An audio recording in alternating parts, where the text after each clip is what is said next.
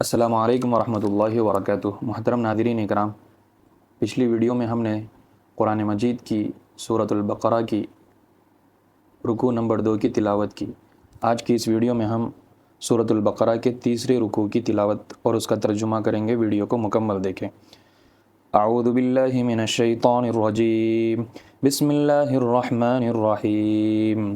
یا ایہا الناس اعبدوا ربکم الذی خلقکم والذین من قبلکم لعلکم تتقون۔ اے لوگو، اپنے اس پروردگار کی عبادت کرو جس نے تمہیں اور ان لوگوں کو پیدا کیا جو تم سے پہلے گزرے ہیں، تاکہ تم متقی بن جاؤ۔ الذي جعل لكم الأرض فراشا والسماء بناء وأنزل من السماء ماء فأخرج به من الثمرات رزقا لكم فلا تجعلوا لله أندادا وأنتم تعلمون۔ وہ پروردگار جس نے تمہارے لیے زمین کو بچھونا بنایا اور آسمان کو چھت اور آسمان سے پانی برسایا، پھر اس کے ذریعے تمہارے رزق کے طور پر پھل نکالے، لہٰذا اللہ کے ساتھ شریک نہ ٹھہراؤ جب کہ تم یہ سب باتیں جانتے ہو۔ كنتم في ريب مما نزلنا على عبدنا فأتوا بسورة من مثله وادعوا شهداءكم من دون الله إن كنتم صادقين۔ اور اگر تم اس قرآن کے بارے میں ذرا بھی شک میں ہو جو ہم نے اپنے بندے یعنی محمد صلی اللہ علیہ وسلم پر اتارا ہے، تو اس جیسی کوئی ایک صورت ہی بنا لاؤ، اور اگر سچے ہو تو اللہ کے سوا اپنے تمام مددگاروں کو بلا لو۔ فَإِن لَّمْ تَفْعَلُوا وَلَن تَفْعَلُوا فَاتَّقُوا النَّارَ الَّتِي وَقُودُهَا النَّاسُ وَالْحِجَارَةُ أُعِدَّتْ لِلْكَافِرِينَ۔ پھر بھی اگر تم یہ کام نہ کر سکو، اور یقیناً کبھی نہیں کر سکو گے، تو ڈرو اس آگ سے جس کا ایندھن انسان اور پتھر ہوں گے، وہ کافروں کے لیے تیار کی گئی ہے۔ وَبَشِّرِ الَّذِينَ آمَنُوا وَعَمِلُوا الصَّالِحَاتِ أَنَّ لَهُمْ جَنَّاتٍ تَجْرِي مِن تَحْتِهَا الْأَنْهَارُ كُلَّمَا رُزِقُوا مِنْهَا مِن ثَمَرَةٍ رِزْقًا قَالُوا هَذَا الَّذِي رُزِقْنَا مِن قَبْلُ وَأُتُوا بِهِ مُتَشَابِهًا وَلَهُمْ فِيهَا أَزْوَاجٌ مُطَهَّرَةٌ وَهُمْ فِيهَا خَالِدُونَ۔ اور جو لوگ ایمان لائے ہیں اور انہوں نے نیک عمل کیے ہیں، ان کو خوشخبری دے دو کہ ان کے لیے ایسے باغات تیار ہیں جن کے نیچے نہریں بہتی ہوں گی۔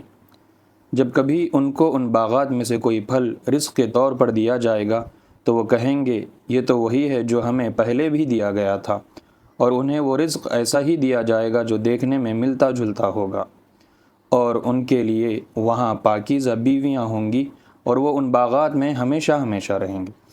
ان اللہ لا يستحی ان يضرب مثلا ما بعوضة فما فوقها فاما الذين آمنوا فيعلمون انه الحق من ربهم واما الذين كفروا فيقولون ماذا اراد الله بهذا مثلا يضل به كثيرا ويهدي به كثيرا وما يضل به الا الفاسقين۔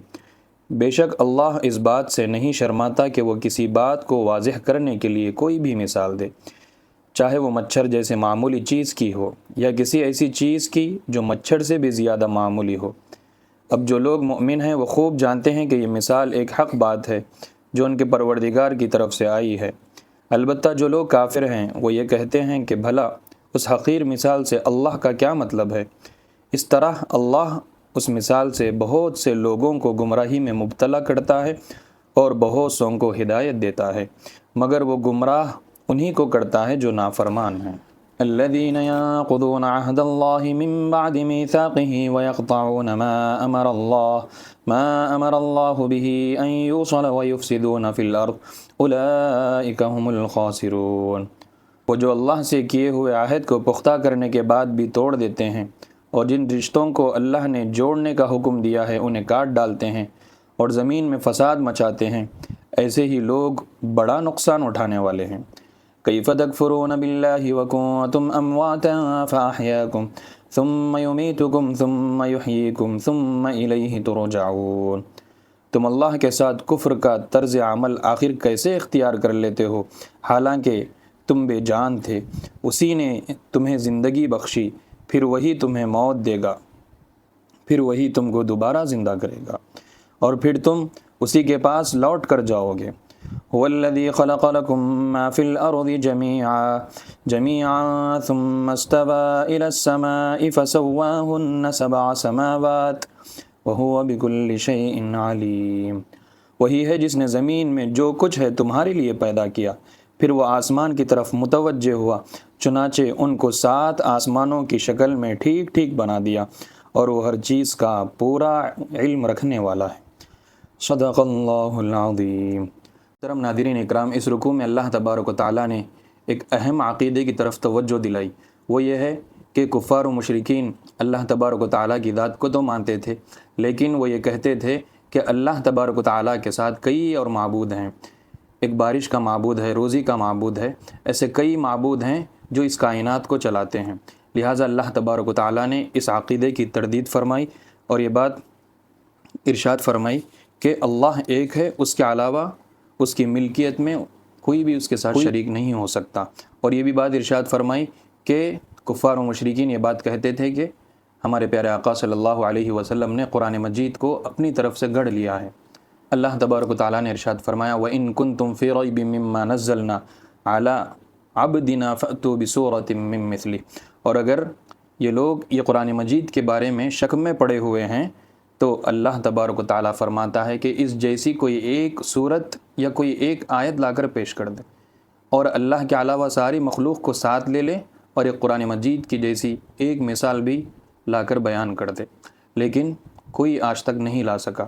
لہٰذا ہمیں چاہیے کہ ہم قرآن مجید کو حق جانتے ہوئے اس پر عمل کرنا چاہیے اور اپنے عقیدہ توحید کو مضبوط کرنا چاہیے۔